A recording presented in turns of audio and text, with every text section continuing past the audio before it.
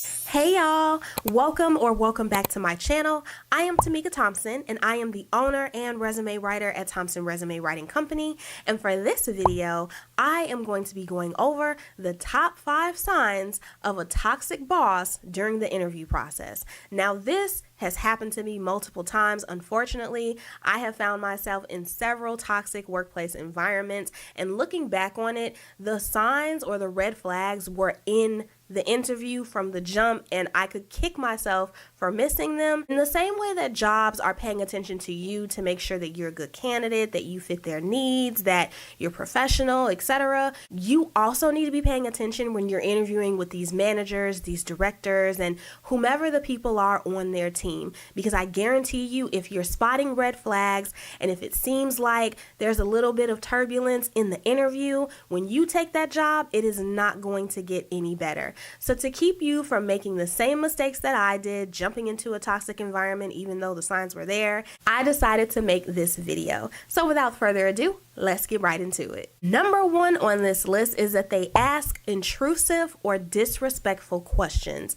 Oh my gosh, now this has happened to me. So when I say disrespectful questions or intrusive questions, I'm talking questions that are low-key, borderline offensive. Anything in regards to your age or your race, or if you have children or the number of children that you have. Also in regards to your gender, right? So when we're talking about age, ageism is a really big thing in the job industry, unfortunately, and it sucks. There are many ways that you can hide your age on your resume, but sometimes in the interview process, some hiring managers or recruiters will just boldly flat out ask you, "How old are you?" That is not appropriate because your age has nothing to do with whether you can perform the job or not. In regards to being a parent or having children, if they ask you how many kids you have or any personal information or any personal questions related to your parenting or if you plan to become a parent, and sometimes women face this a lot in their job search. And again, I feel like I've had so many things happen to me. This has happened to me where I did have a manager. I think I was 27 at the time and I was going for a particular position. And the manager that I was interviewing for asked me if I planned on having children in the near future. And I was in such shock and disbelief that that question was presented to me. I think I just froze. Ultimately, I ended up ghosting that job entirely because that was just a huge red flag. That let me know that this is not the place for me. So questions in regards to your gender, if you plan on having a family, etc. Also any questions in regards to your race. And I feel like I need to make a whole video about the experiences I've had in the job market, especially in marketing as a Black woman. But any race related questions or any race related comments, stay far away from that job, because I promise you, if they are disrespectful or intrusive in the interview, or if they appear racist or ageist or not parent friendly, I guarantee you that when you take that job, it is not going to get any easier. It is probably going to be worse. And 9 times out of 10, they're probably violating EEOC laws in that company. And I don't want you to have any parts of that. Number 2 on this list is that they appear aggressive or combative. This has also happened to me in an interview. I remember taking one position, and during the interview, there was this lady who I was interviewing with, and she ended up being my manager, go figure. In the interview, she was mad combative. Like, everything I said, there was always a rebuttal to it. It was like, well, why'd you do that? How'd you do that?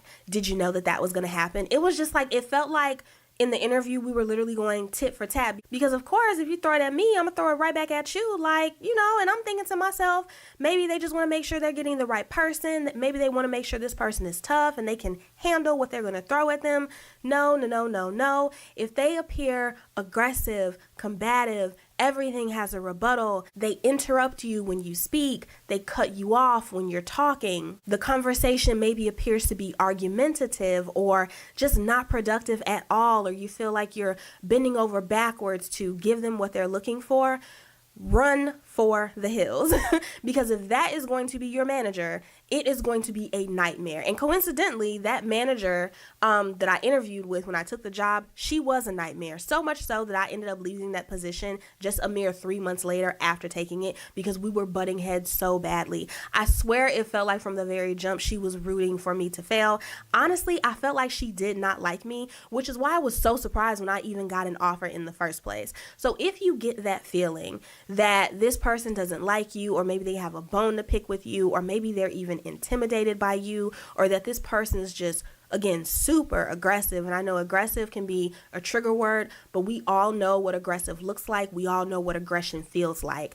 If you feel like you're being intimidated, things like that, like run for the hills, walk away, decline, withdraw from the interview process, save yourself the stress. Number 3 on this list is that they shit talk past employees, current team members, or they gossip. So this means in an interview, they are telling you all of the tea about how so-and-so isn't doing their job right, and they may get fired, and there's a rumor going that they may be looking for a new person, or so-and-so, always drops the ball. So-and-so is not that dependable. Stay far away from that. Employers do not like when we trash talk our former employers and our former jobs. They say that it's one of the biggest red flags that will cause them to reject a candidate or decide not to move forward with a candidate.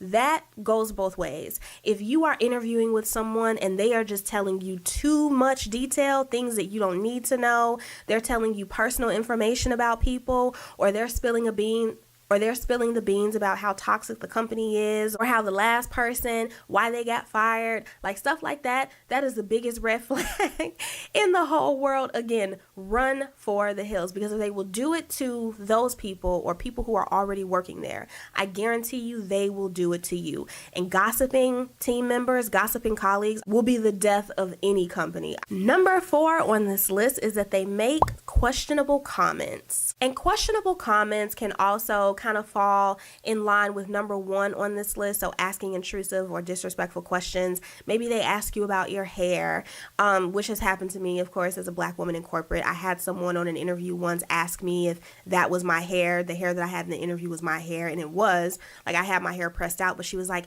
"Is that your hair? It's so pretty." And I was like, what? Or maybe they ask you a particular question and you respond and they just reply back with something weird or off the wall. That's just like, what the f-? Or maybe the comments that they make are downright rude. Again, going back to number 1, maybe the comments that they make or what they say in response to the answers that you give them is just straight up weird and off the wall. Maybe it's borderline disrespectful. That is a place that you don't want to be a part of. That is a manager that you do not want to work for. Number 5 on this list is that they have unrealistic expectations for you when you come in the role. Now, this is a question that you should be asking in the interview. You should be asking, hey, what are you expecting of me in the first 90 days, in the first 6 months, in the first year?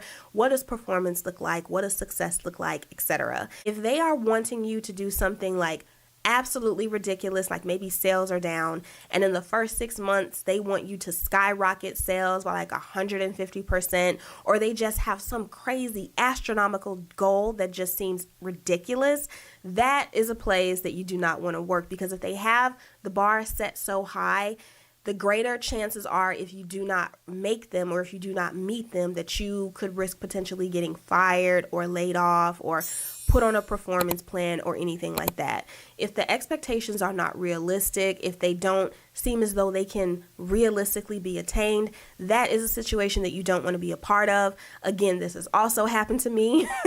I took a marketing job at one point and they had no marketing whatsoever. Like, it was a brand new position and they had never had a marketing department at all. I was coming in as a one-woman show, one-woman band, and they expected me to have a major Twitter following. They wanted like 100,000 followers on Instagram. They wanted me to build a website all within like the first 3 to 4 months. And I was just like, absolutely not. That makes no sense. So when you're asking those questions as far as what is expected of you, what do they want to see from you, and they have like this crazy response that you know as a professional is going to be really hard to reach or is going to require a lot of legwork, and you feel like you're not going to have the support or you don't think you're going to be equipped with the proper resources to achieve that goal, don't proceed any further with that interview, period. I'm telling you, I'm warning you. And last on this list is that they violate company policy in some way in the interview. Oh my gosh. These are all red flags, obviously, but this has to be definitely within the top, which is why it made this list.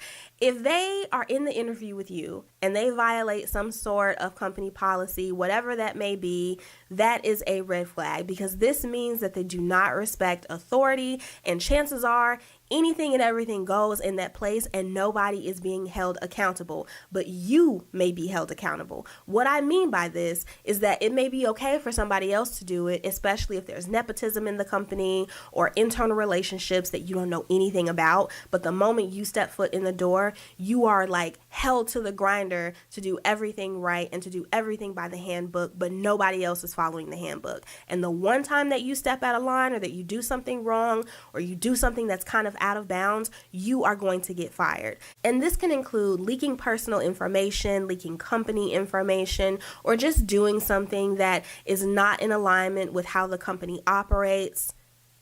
You don't want to work there. So those are the top ways that you can spot a toxic boss in the job interview process.